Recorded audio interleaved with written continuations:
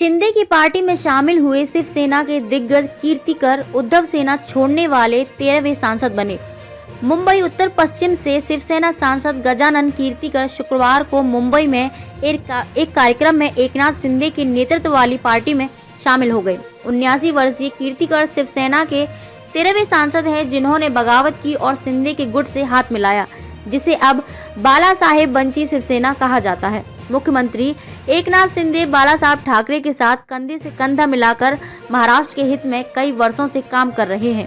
शिवसेना के वरिष्ठ नेता सांसद गजानन कीर्तिकर बाला साहेब बंची शिवसेना को और मजबूत करेंगे। वह बिना शर्त हमारे साथ आए हैं। कीर्तिकर ने कहा, मैं किसी उम्मीद के साथ नहीं जुड़ रहा हूं। मैं पार्टी को मजबूत करने की दिशा में काम करूंगा और कार्यकर्ताओं और नेताओं का मार्गदर्शन करूंगा। उद्योग मंत्री उदय सामंत ने कहा कि कीर्तिकर जी का आगमन हमारे लिए खुशी का अवसर है। उनका मार्गदर्शन और सलाह हमारे लिए महत्वपूर्ण रहेगी। इतने बड़े नेता का शामिल होना दिखाता है कि सीएम शिंदे की बगावत सही थी। जैसे ही कीर्तिकर बाला साहेब बंची शिवसेना में शामिल हुए, ठाकरे के नेतृत्व वाली सेना ने कीर्तिकर को पार्टी नेता के पद से बर्खास्त कर दिया। शिवसेना के एक बयान में कहा गया कि उन्हें पार्टी प्रमुख उद्धव ठाकरे ने पार्टी विरोधी गतिविधियों में शामिल होने के कारण हटाया था।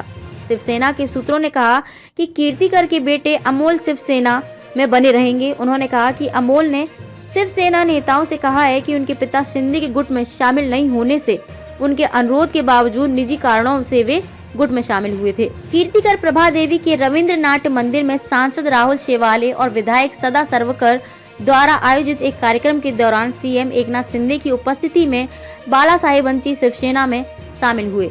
कीर्तिकर शिवसेना के पुराने सदस्य हैं, जिन्होंने 4 बार विधायक के रूप में काम किया है और वह पहली शिवसेना भाजपा सरकार में मंत्री थे, जो 1999 में सत्ता में आई थी।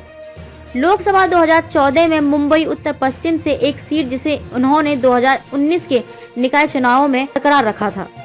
पीएमएलए मामलों में जमानत भ्रष्टाचार के मामले में अनिल देशमुख को रिहा करने का आधार नहीं हो सकती, सीबीआई ने बॉम्बे एचसी से कहा।